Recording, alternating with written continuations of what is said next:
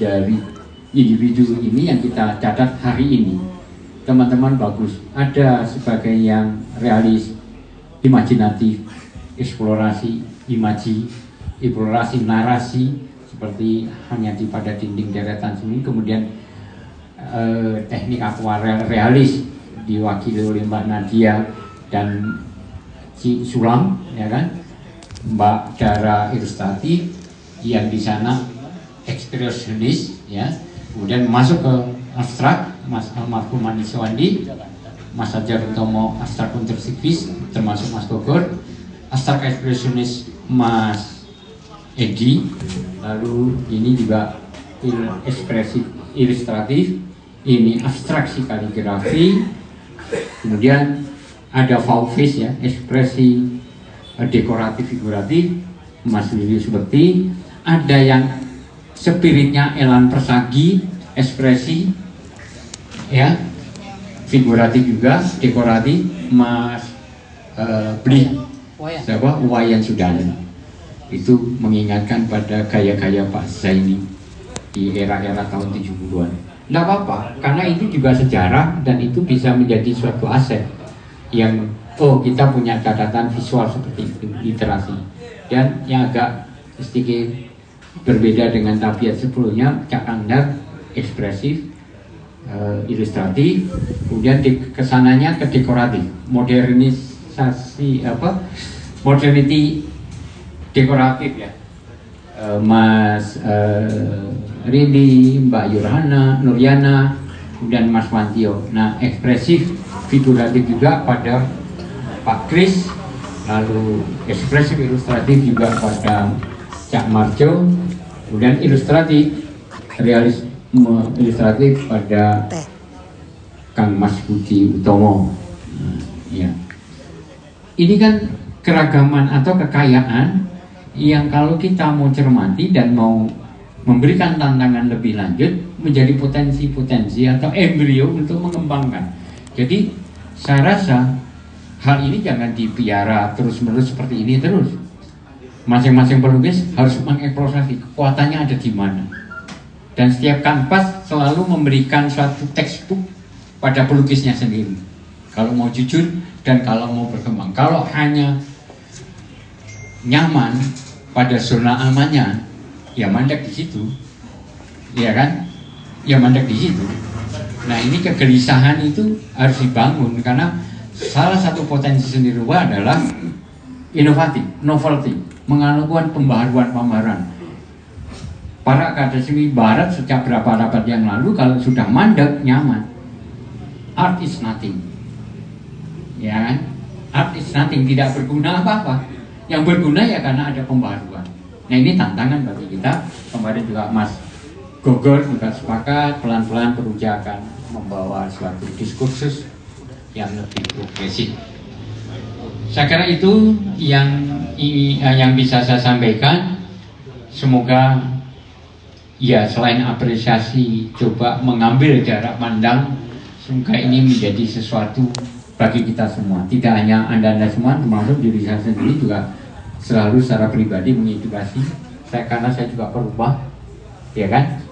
Nah, demikianlah teman-teman.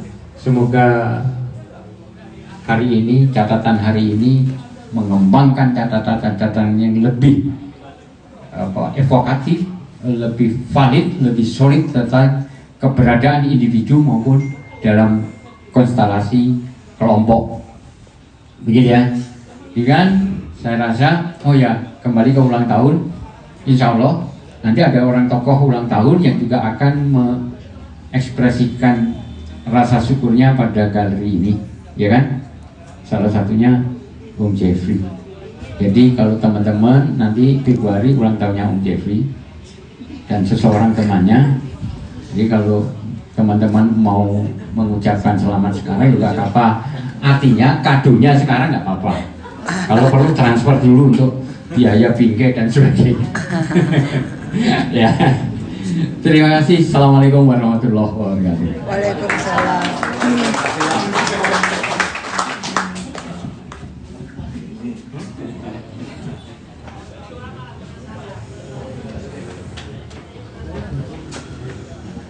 Ya, terima kasih Mas Puguh, luar biasa ya.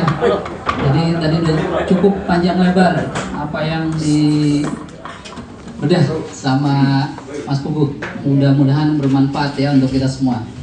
Ya, selanjutnya akhir dari sambutan dan sekaligus membuka acara pameran ini, kami mohon pada Profesor Rahadi, ya, Profesor Rahadi untuk Raldi.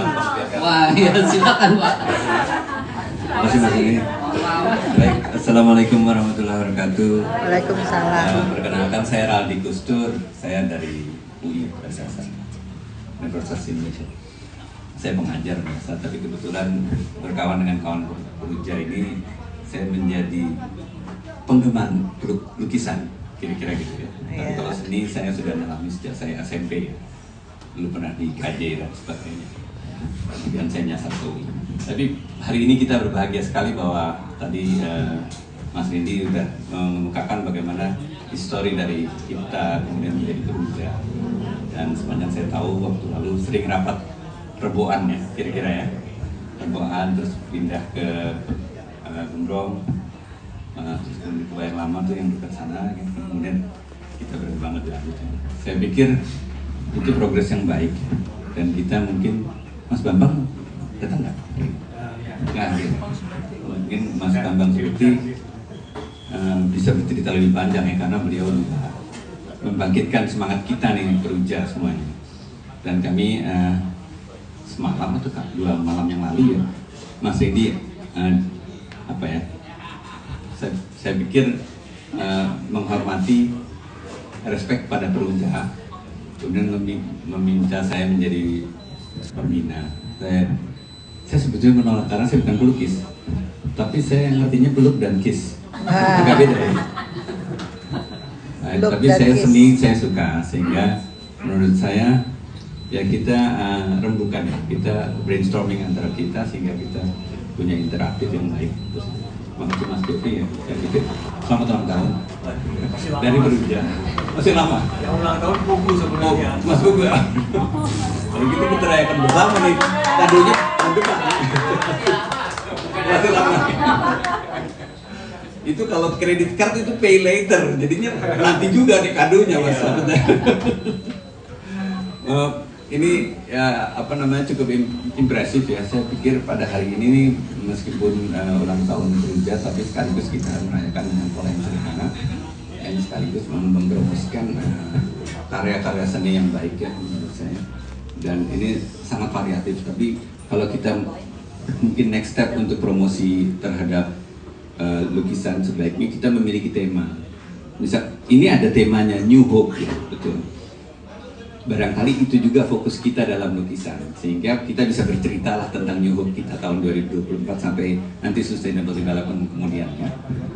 Dan itu mungkin akan memberikan impresi yang berbeda andai kata kita sering tadi mensosialisasikan karya-karya rekan-rekan tidak saja dalam sekotak ruangan ini, tetapi lebih dari itu, yaitu lebih national wise gitu, dan kemudian international wise, sehingga kita akan mudah dikenal orang.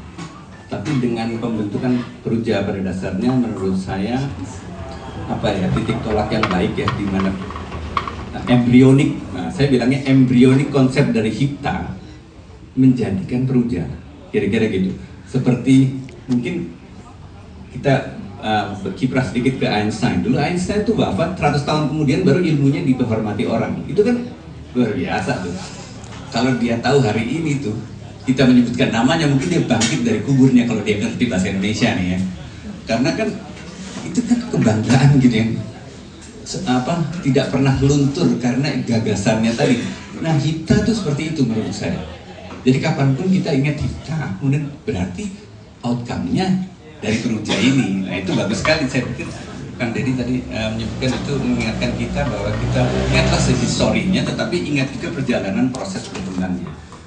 Kita bilang berkembang dari waktu ke waktu, tentunya kita maksudkan akan lebih baik nanti promosi-promosi untuk pameran lukisan dan juga achievement atau kinerja daripada masing-masing rekan-rekan ini menjadi apa ya,